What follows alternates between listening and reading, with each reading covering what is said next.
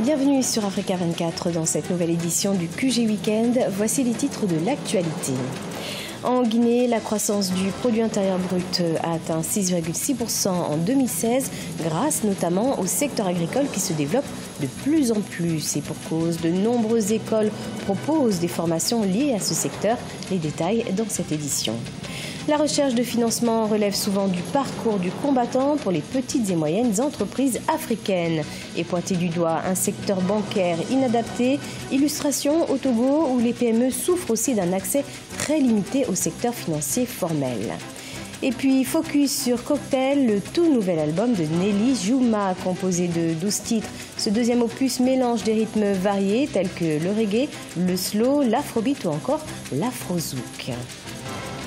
Mais tout d'abord, Soumeylou Boubé Maïga devient le 5e Premier ministre du Mali depuis l'accession du président Ibrahim Boubacar Keïta à la tête du pays. Secrétaire général à la présidence et ancien ministre de la Défense, il a été nommé au poste de chef du gouvernement ce samedi 30 décembre. Une nomination qui intervient suite à la démission vendredi 29 décembre d'Abdoulaye Idrissa Maïga et de celle de son gouvernement. Dans l'actualité également, l'état d'urgence a été décrété pour 6 mois au Soudan, instauré ce samedi 30 décembre par le président Omar el-Béchir. Il concerne les États du Kordofan Nord et de Kassalalé à l'est du pays. À noter que l'état d'urgence est déjà en vigueur dans 7 autres États, les 5 États du Darfour ainsi que le Kordofan Sud et le Nil Bleu, où un conflit oppose le gouvernement aux rebelles du mouvement populaire de libération du Soudan depuis 2011.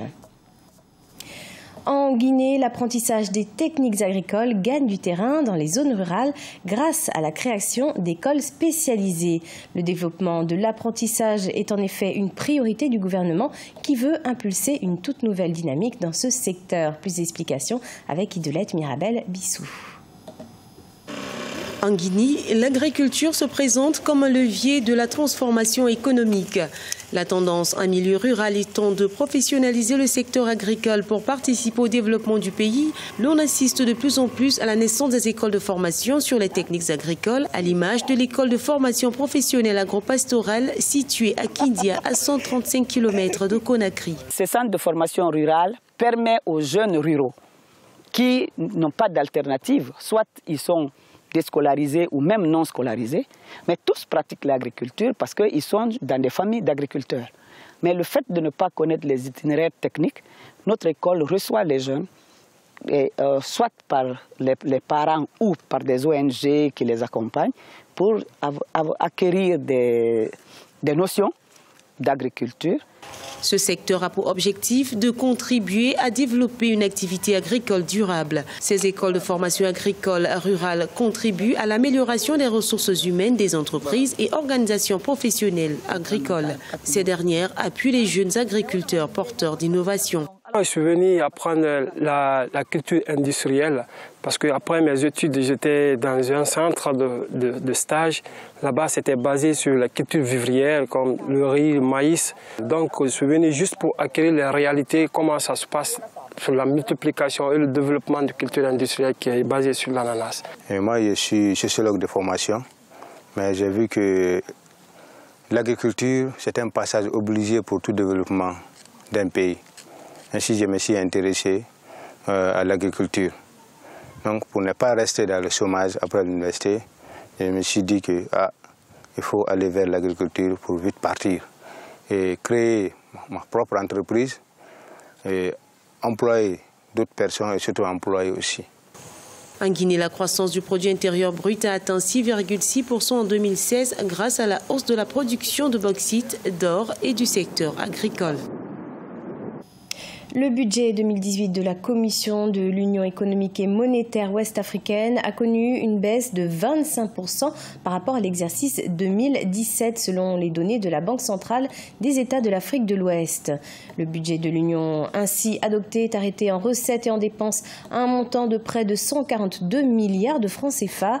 Une directive concernant la législation du tabac a également été adoptée en Conseil des ministres. Ce texte permettra aux États de l'Union d'accroître les recettes fiscales, de lutter contre le tabagisme et de combattre le financement du terrorisme par les ressources tirées du commerce des tabacs et cigarettes dans la région ouest africaine.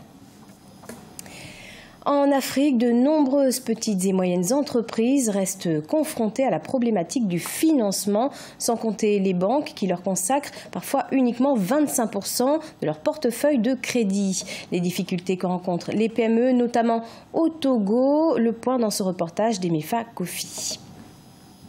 Le gouvernement togolais entend pour le compte de l'année 2018 œuvrer pour un meilleur financement des jeunes entreprises pour le développement de l'économie nationale à travers le secteur privé.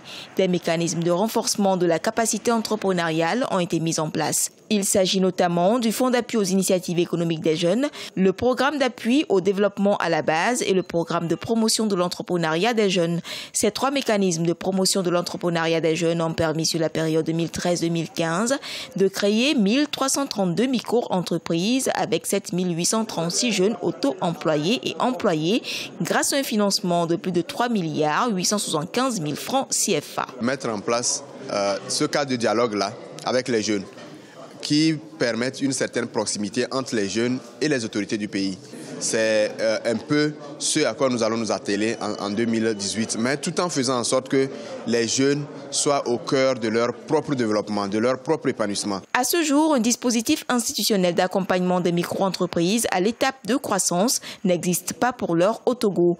Mais beaucoup d'entre ces jeunes entrepreneurs ont démarré en 2013 et aujourd'hui, ils enregistrent un début de succès. Nous voulons vraiment maintenant, dans 2018, que la consommation locale des produits locaux soit vraiment dans l'habitude de nos Togolais et aussi soit valorisée à l'extérieur. Nous avons eu la chance de sortir du pays, de participer à des forats internationaux. Pour pérenniser les fruits, il nous faudra aller à la mise en place d'un comité d'appui à l'export pour nous positionner sur le marché extérieur. Les micro et moyennes entreprises représentent plus de 90% du tissu économique national. Elles bénéficient jusqu'à 6 millions de francs CFA de financement de la part des institutions nationales d'appui au financement des jeunes. Outre les mécanismes nationaux de financement, 38 milliards de francs CFA ont été mis à la disposition du Togo en 2017 par le Fonds de solidarité africain pour besoin de financement des petites et moyennes entreprises et industries. En Côte d'Ivoire, le retour d'une ancienne star de télé-réalité ivoirienne. Nelly Jouma revient sur la scène musicale avec un deuxième album baptisé Cocktail. Cet opus nous offre un mix de reggae, de slow, d'afrobeat ou encore d'afrozouk, découverte dans ce reportage d'Olivier Conan. Ne sois pas jaloux. Un cocktail de musique pour la nouvelle année, c'est ce que offre au public l'artiste ivoirienne Nelly Jouma. Avec un album de 12 titres, elle balade les mélomanes au gré des influences musicales qui ont bercé sa jeune carrière. Issue du monde du cinéma, Nelly Jouma embrasse résolument la carrière d'artiste chanteuse avec un second album au rythme très varié. On a du reggae, du slow, l'afrobeat, afrozouk, tout ce que vous voulez. Et aussi, j'ai décidé de mettre en valeur ma culture. Donc, je chante en plusieurs langues, Yakuba, Guéré, BT, plusieurs langues. Voilà pourquoi j'ai décidé, je pense que l'album porte bien son nom. Nelly Jouma a travaillé sous la férule d'Olivier Blé, un arrangeur qui a fait le succès de beaucoup d'artistes ivoiriens afin de proposer au public un produit de belle facture. Ce que nous avons voulu faire vraiment, c'est mettre en évidence les qualités vocales de Nelly Jouma, la progression qu'elle a eu à mettre en place dans le cadre de sa carrière. Donc on a voulu vraiment faire en sorte que sa voix soit mise en avant avec un support musical urbain qui puisse donc être adapté à son époque. Après la sortie de son deuxième album, Nelly Jouma ne compte pas s'arrêter en si bon chemin. Elle ambitionne de faire des tournées pour montrer au public la richesse culturelle de la Côte d'Ivoire au niveau de la musique. Je demande juste aux téléspectateurs du soutien, de croire en moi, de m'accompagner dans cette aventure.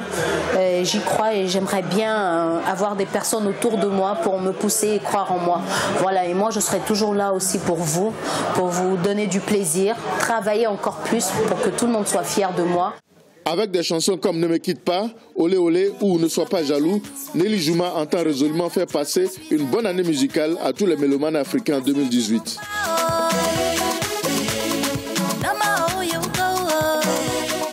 C'était le journal de la rédaction. Merci de l'avoir suivi. Retrouvez dans un instant une nouvelle édition de l'information sur Africa 24.